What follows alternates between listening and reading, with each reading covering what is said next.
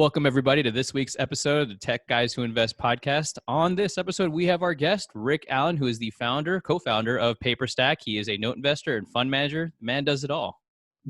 Thanks, man. Appreciate it, Kevin. Thanks, Adam, for having me on. It's been I've been following you guys and watching your journey kind of through notes, either on the platform or on Facebook, and it's exciting to see you guys. Congrats on pulling the trigger on your first loan. Thank you. I appreciate that. Yeah, it's cool. Awesome. Thanks a lot for coming on, Rick. We're really excited to have you here. Let's just dive right in. So the first question that I'd love to throw at you is why somebody would choose note investing over another asset class in real estate? I don't know that they necessarily choose note investing over another asset class. I think it's a natural progression, or it's something that sort of evolves and happens. I know at least that's how it was for me. I was thick in real estate from 2005 through 11, and it just happened that an asset manager reached out to a bank agent and said, "Hey, do you have anybody that will buy a note?" And he said, "I know one person that would take a look." And so that's what happened. It was they reached out to us, and it was such a natural extension from real estate to go to notes. It was discounted, and so it was an easy transition. But I think when people get into the paper side of the business, they learn pretty quickly that, man, it's very similar to real estate in that it's backed by real estate, but it's also a little bit different because there's a lot of other different like exit strategies. There's different disciplines you need to know. So, I think it goes hand in hand with real estate. And certainly if you're a real estate investor, you should probably explore notes, whether it's owner financing or the other side of it. Awesome. So what would be the advantage then? If it's a natural progression, what would be an advantage you'd say to note investing versus some of the other assets that you've done in the past? So for note investing, I look at it like, one, it can be a very passive income. If you have a performing loan that's paying, it's kind of like receiving rent, but it's also not, because you don't have to fix the toilets. You don't have to fix the sinks. And when you look at the interest that you can make on a loan, interest is huge on there.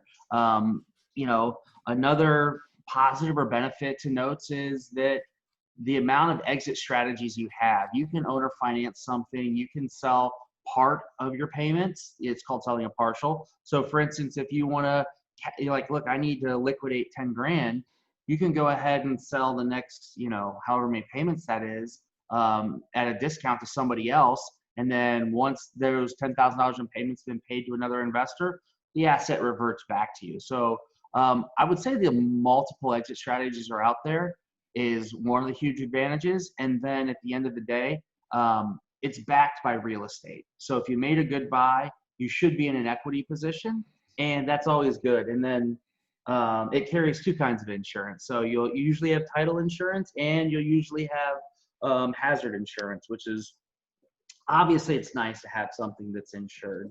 And it's a growing investment right now. Sure. And when it's sort of one of those things, it's counter-cyclical. So when there's a huge downturn in the market, there's usually an expansion in notes that are available. Usually they're on the non-performing side, but you can buy them at such a deep discount that it makes sense, and it really works out to a huge advantage if you know how to buy and sell loans. Yeah, that's fantastic. So that we got to jump on that since you made it available here during a downturn, huh? It's counter-cyclical.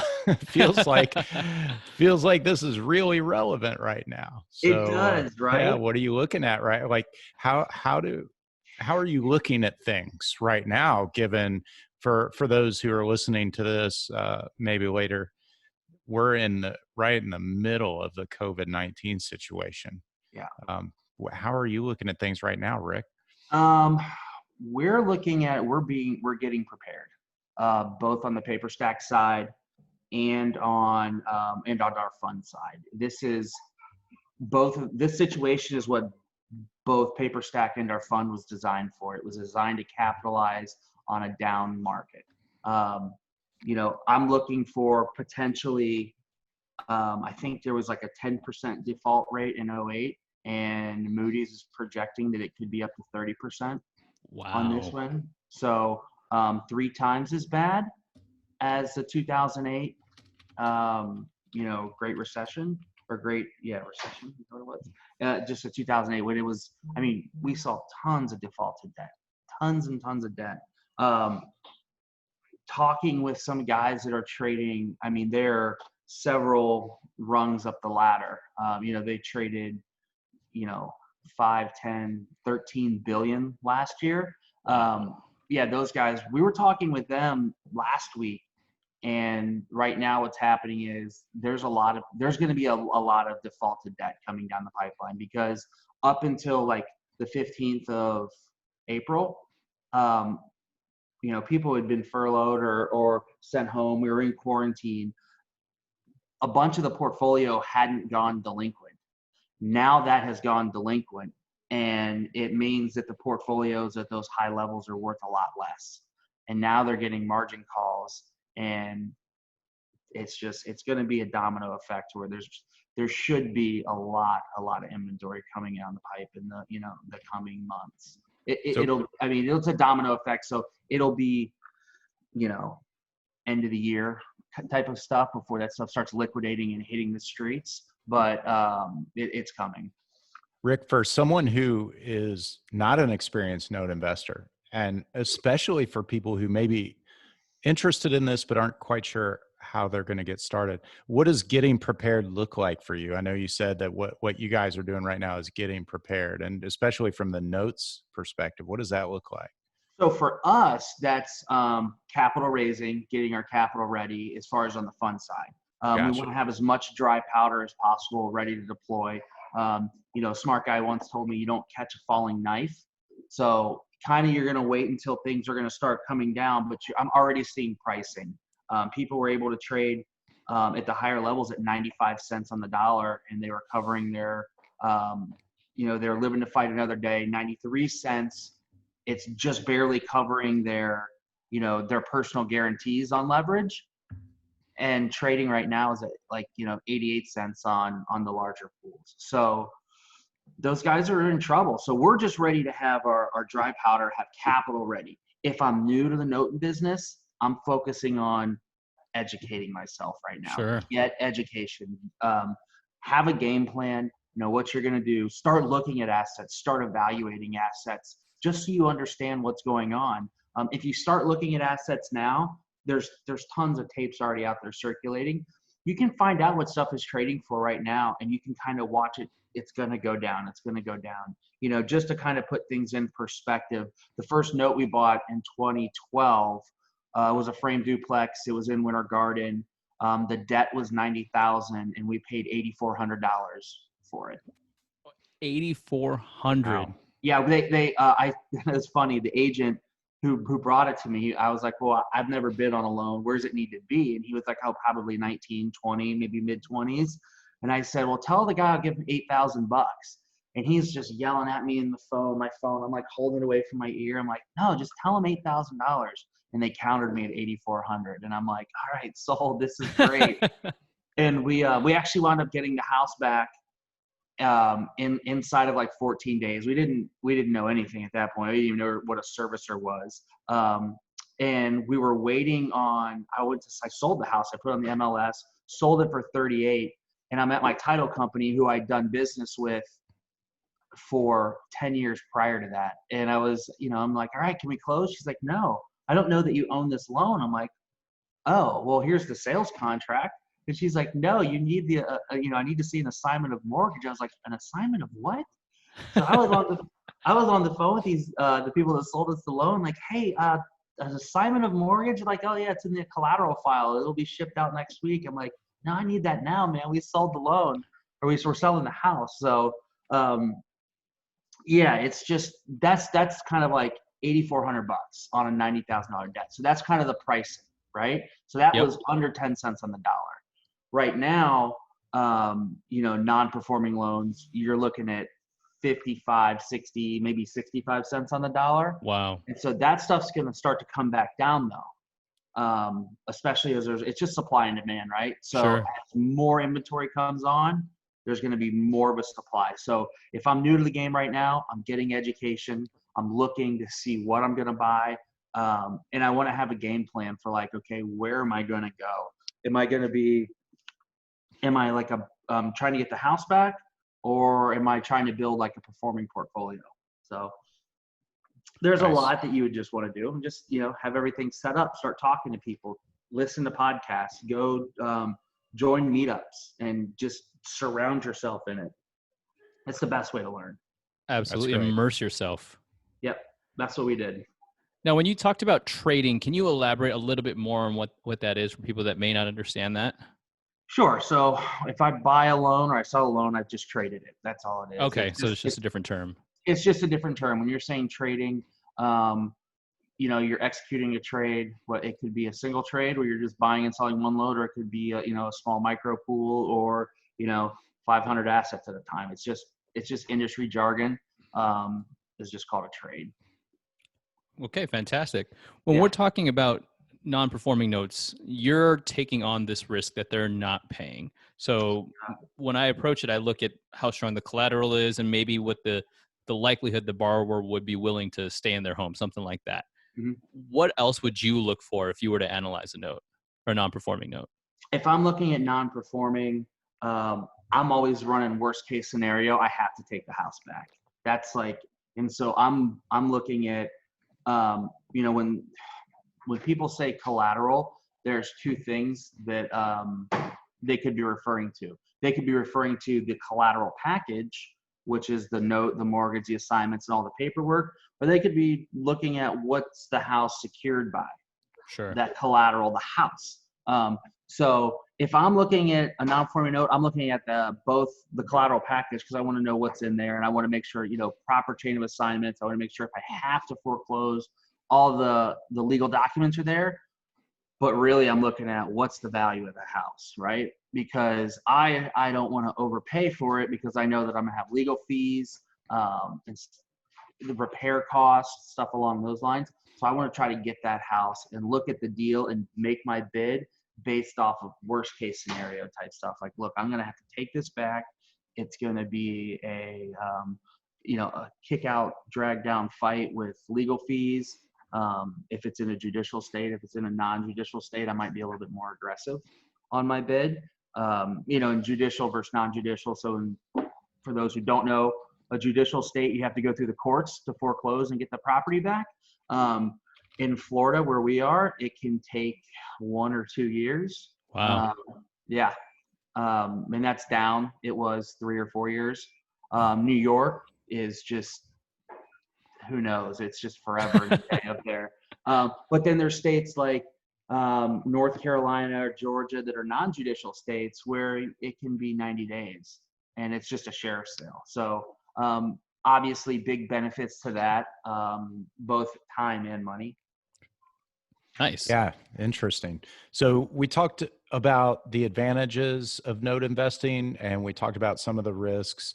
What are some disadvantages or things that people should be aware of if they're considering note investing?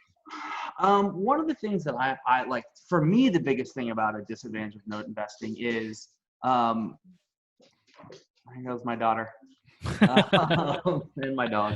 The biggest disadvantages are, unlike real estate, arguably the asset is worth less every time they make a payment.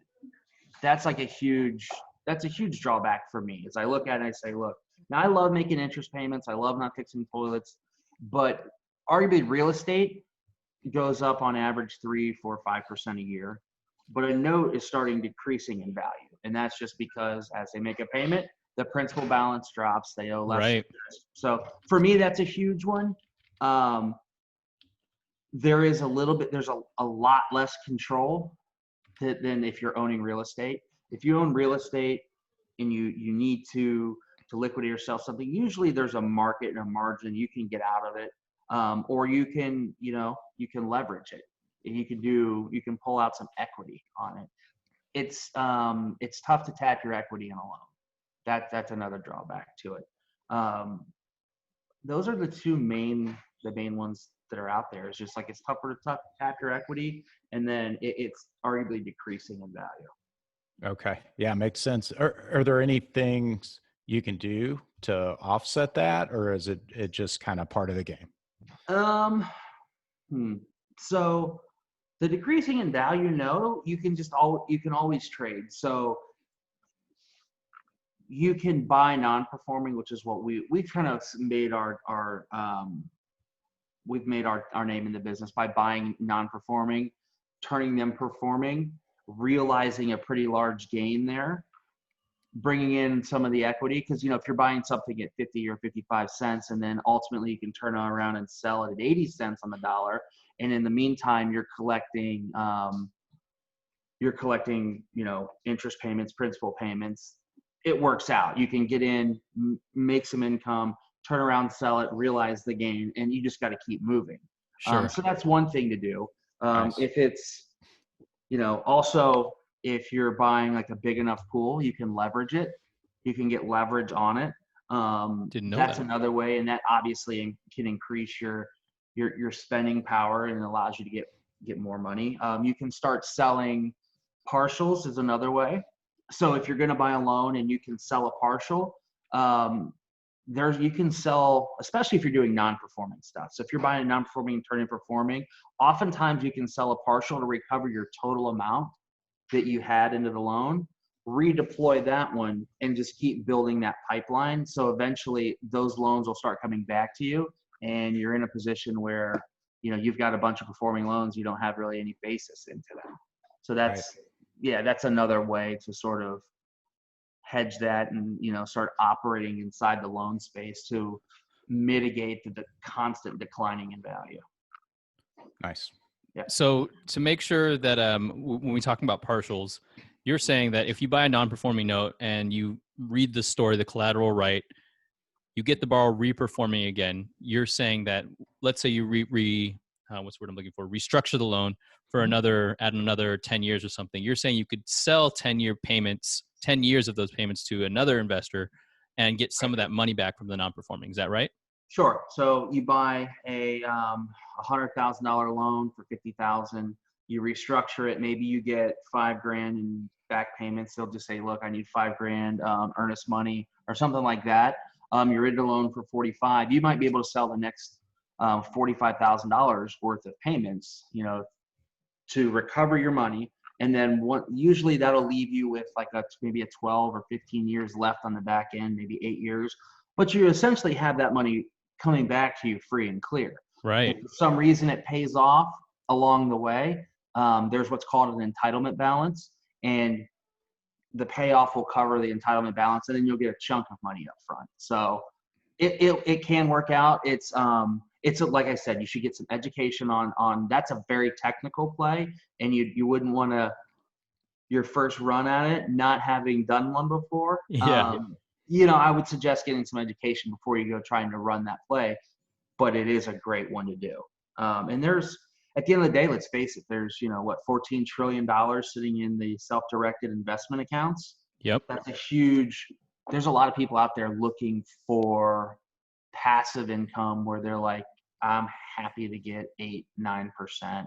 And you can, when you start figuring in discounting a loan, you can do that. That's true. And I love that there's that money out there, and there are people out there that have it in there and they're just kind of like, I don't really know what I want to do exactly. And that's where educating yourself and networking comes in. Exactly. We wanted to talk about, you mentioned you made your niche with buying non-performing notes. And I know that you have a fund. I think it's MWM Money with Meaning. Correct me if I'm saying that wrong. MWMfund, MWMfund.com, Money with Meaning Fund. Yeah. And that's predicated on helping people stay in their homes. And I love that aspect that is possible with note investing. Would you be able to share one of your favorite examples of a big win helping somebody stay in their home? Oh, for sure. There's been a couple of them, but I think the first one, the one that really shed the light on us of like, it was the one where we were like, wow, this is actually possible. You know, we got into the business because we were real estate investors, and it was a cheaper way to buy real estate. I didn't come into the business because like, oh man, we're going to be able to help a bunch of people. It's like, man, nobody's buying these notes. Obviously, we got one for $8,400. We sold it for 38, 14 days. Let's do that again. We didn't put any money into it. So that's why we got into it. When we got some education, Kevin Shortell, you may or may not know, actually taught us. We left his 3-day class. He was teaching for note school at the time. We were driving back to Orlando from Fort Lauderdale, and we picked up the phone, and we're like, all right, let's try to, TJ and I, who is my founder on the fund, and he's a co-founder in PaperStack. He and I had been buying loans for like probably 18 months before we got some education, which is kind of crazy. Wow. We didn't blow. Yeah, we didn't, we went in there with like $2 million under management, and we owned 30 assets or 40 assets. So, when we sat down for education, we're like, okay, yeah, this is what we have our portfolio right now. They're like, okay, they're pretty excited to have us, but we really didn't know. You don't know what you don't know. Man, Yeah. we didn't know a lot.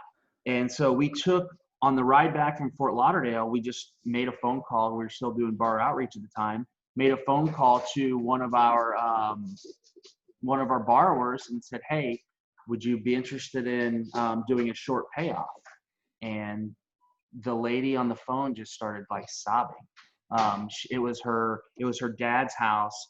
Her mother had passed away like 8 months earlier. She grew up in the house, and they thought they were going to lose it. The people we bought the house from, or bought the loan from, weren't working with them. And so we were just on the phone with them, and we were into it for 35. They owed us 70, and we're like, look, we'll take 55 for it. And they owed 70 in principal balance. There was like another 15 in past due payments. So they were so stoked. She was crying. Within 3 days, they wired us the money. We made 20 grand. And it was like, we were like, wow, that was great. It was like such a win-win. We got to help somebody. In that case, we didn't, they did get to keep the home. But also we made good money. We didn't have to spend money on any sort of foreclosure or anything like that. And so that was sort of the thing that kicked us off into like, let's look at like having purpose to our investment. Yeah. This was really cool. And so that we started going down that road. And once you start going into that road and you start helping people, and you realize, wow, you can still make great money and help people, it kind of change. It's a paradigm shift. You start seeing things in just a different light, and you start looking for that, which is what we started doing. We started looking for that as we went. So that was great. That was one of my favorite kind of investments, outcomes that we had. I love it. That's fantastic. Total win-win. Love that. Yeah. So tell us a little bit about your fund, especially for people who may not know what that is. Can you just kind of talk about what that is? Sure. So we have a fund. It's a money with meaning fund. Obviously, it's kind of structured around helping people stay in their homes. We're buying, discounted non-performing mortgages and keeping them in, working to keep the borrowers in their property.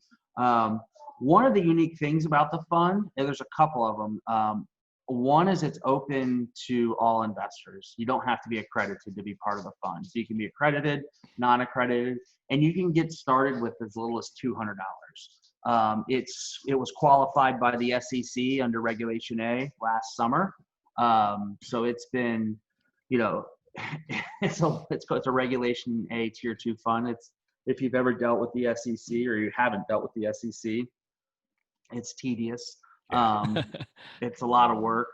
They're very thorough. Is about all I can say there. So, but we got qualified under them, and we can just start deploying capital now to really helping people out. So, that's excellent. Yeah, it's MWMfund.com. You go check it out, and we're putting together some free education, and we're putting together a program with actually in conjunction with Real Estate Without Renters. It's a Kevin Shortell thing that it's earn while you learn. So we're like giving if you invest $200, you get this course, and then also the $200 goes. You buy the course $200. We just go ahead and put the $200 into the fund for you, and you start earning money.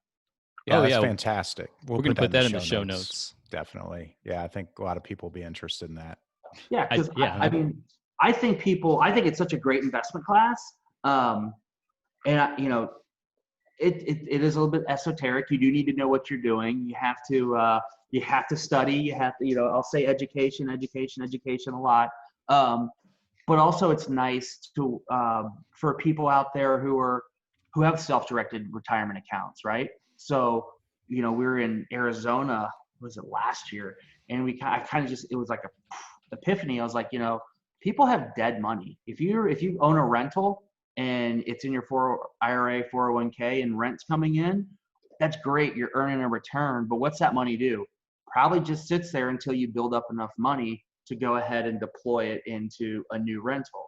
Well, with MWMfund, you can deposit as little as $200, earn up to 10% on your money, and there's no lockup period. We have a best efforts liquidity clause, which says if you call your money, we'll do everything we can to give you your money. We're not saying, no, it's a lock period. You can't have it for, 18 months or 24 months. And so that allows people to really make one investment, make monthly investments, whatever you want, to start deploying that capital and actually start earning interest on your interest, which is obviously, that's the key, right?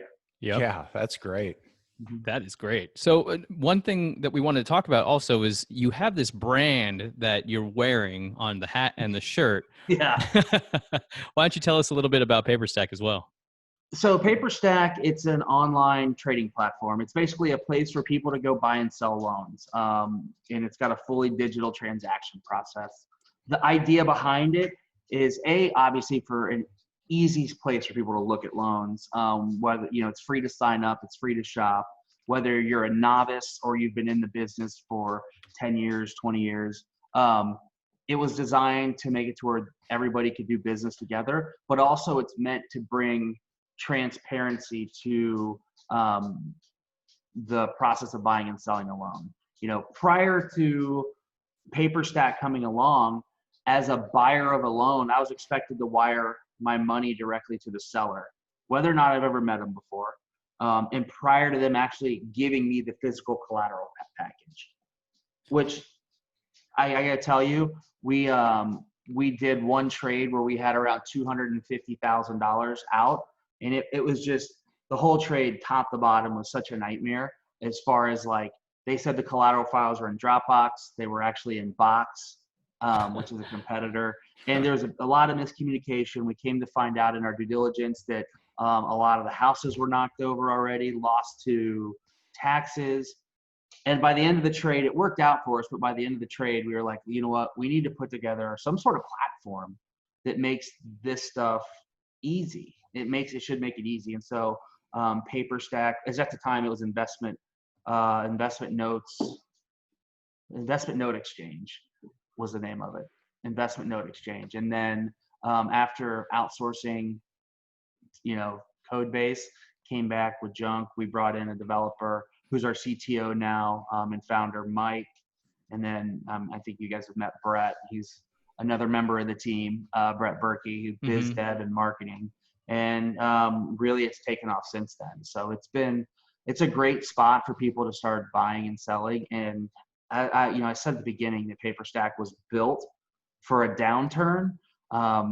We've got some big institutional guys looking at the platform to liquidate assets. And, potentially in the next 5 months, we'll have real estate on there as well, REOs. So nice. And it is free to sign up. So just throwing that out there, people can sign up free on it, right? Sure. Yeah, you can get on there, sign up. You almost need to have you need to have a login if you want to interact with anybody on there. So yeah, free to sign up. You can get on there and start looking at assets. You can start asking sellers questions, and never know. You may end up buying yourself a note. So in the real estate space, it seems like the industry itself is kind of slow moving when it comes to incorporating technology. Mm-hmm. Why do you think that is? I'm just kind of wanted to pick your brain about that. I think for sure in the financial industry, it's been slow. It's been, fintech was an oxymoron until the past 5-7 years, something like that. And I think it's just, if it wasn't broke, you didn't fix it, kind of thing. Another thing is, especially in the distressed debt space, it's cyclical, right? So, it will come around, it'll become a problem for a little bit, and then it usually goes away. And then you don't put money into something that's not really a problem. By the time the problem is gone, it's like, it's gone. It's not front of mind. You're putting money elsewhere, and then it comes back around and it's a problem again. and it's a nasty little cycle. So I think that was one of the issues. And don't disrupt the status quo. But I think right now it's changing. Everything is changing. Especially, I think the last 6 weeks, 5 weeks, however, I don't know how long we've been doing this, but I mean, that is changing everything rapidly. Even, maybe some of the trajectory on where PaperStack will be in the future on, opening up our transaction engine to other processes other than just notes, real estate. We've had so many different people come to us and really want to, I say bastardize our process, for equipment leases. People are like, look, I want to securitize equipment leases using your process, because they use it and they go, wow, this is great. I could use this. People come to us with, 3,000 auto loans, a bunch of student debt, commercial loans. It just goes on and on and on. And so it's stuff that I never even dreamed of. I was like, equipment leases, like, what are you talking about? But, we've kind of seen like, okay, wow, people really, they like the idea of being able to do a digital process online, have automated to-dos. And, if I'm somebody who's like in the C-suite, if I'm a CEO or COO, I like being able to look globally at a dashboard and see what's going on at a granular level. So it's been, and so people probably don't know what the hell I'm talking about unless they go onto the platform and, they get a demo. They're like, what is this guy's talking about space. But no, it's really cool. So I think, everything is changing right now. And I think you're going to start to see more technology coming into the real estate space. And definitely, we're doing our part in the financial space for sure. So Rick, with all of the things that you've accomplished, getting the note business going, that fund, launching a startup, what mindset wise, what allows you to continue to achieve, and what are some things that you think have been key to you being able to accomplish so much and to continue to grow that way? Support staff is for one, like surrounding, support, like the support of my wife has been huge. That's helped me out because she's always been 100% behind you. You got to have somebody, like, you got to have a cheerleader, right? Yeah. So she's been a cheerleader for sure. But then also like surrounding yourself with people that are smarter than you at certain things. Our CTO is not only an unreal developer, but his business acumen is just through the roof. He's super smart. Brett is so much better at going out and talking to people and just wanting to be out there and do business development than I ever am. So I think our team has been so good, and we've gotten to where we are is because we complement each other so well. And also, we don't ever accept that if something is difficult, like, we're just like, okay, we're not like, well, that's just the way it is. It's like, no, that's just not the way it is. How are we going to fix this with technology? And that's kind of been our mindset is, we have a saying at the office, it's 2x tech. If we hear something that's a problem twice, we have to fix it with technology. And the answer can never be ever. It can never be, well, we just got to work a little harder. That doesn't, you can't work harder to solve. You have to, like, okay, let's work smarter. Let's figure out how to do something. Let's fix it, fix the process to where it's never an issue again. So I think, that's been it. And then, some people tell me I'm a type A and I just want to be in there, but I don't know. It's all good stuff. Yeah. Now, Definitely. You mentioned one thing that investors can do now is get educated. And you harped on that point, in which I agree 100%. I think Adam agrees as well. So in this case, if you were talking to your younger self, giving yourself advice to be a better investor, what advice would you give yourself? Oh, what advice would I give myself? One, be patient. Patient capital is good capital. Look for that. Don't be afraid to say no to somebody. That's always a good thing. There's so much power in, somebody wants to say partner up with you and give you money, and they want to do it in the terms of the deal are just like they're not right. Just be patient. Just say just say no. You have to be able to say no. But then also be decisive. As much as you want to be patient, be decisive, sit down, have that game plan, and just be ready to go full into it. I think being decisive is probably the most important thing. Pick something and go. Yeah, it's solid advice. Okay, so Rick, this is going to be a really fun one for you because you are also a tech guy who invests. You're a tech guy who starts up companies. That's awesome. So Kevin and I love to ask our guests about some piece of technology they couldn't live without. What's a piece of technology that you feel like you couldn't live without? Man, it's probably my phone. Like that, whether it's, I mean, I do everything on that. Send emails, I'm banking on that. I'm making, on the phone, my phone, I had to get like a new battery. It seems like I'm like, man, the battery is just dead. I would go through battery life so quickly. And it's because I'm always on the phone talking, or sending emails or doing something. So it'd probably be my phone. I mean, it's amazing how that piece of technology has become so integrated in our society, in our culture. I totally you can't agree. imagine living without it, man. No, it's funny. People are like, "Oh, they'll never chip me." I'm like, if you have a smartphone, you're already chipped. You voluntarily carry it around, and people can find you wherever they are, wherever you are, no matter what. And it's, oddly enough, the phone, it is always listening. I can't tell you. My wife and I were sitting on the couch the other night. We were having a phone conversation about something that was like way out in left field, like something that we just would never search on Google or anything, and in her Facebook feed that like pops, like something pops up, and we're just like, yeah, always listening. We love that. Well, Rick, thank you so much for not only all the advice you did, but breaking down note investing, the advantages, and talking about PaperStack. We want to thank you so much for being a guest on the show.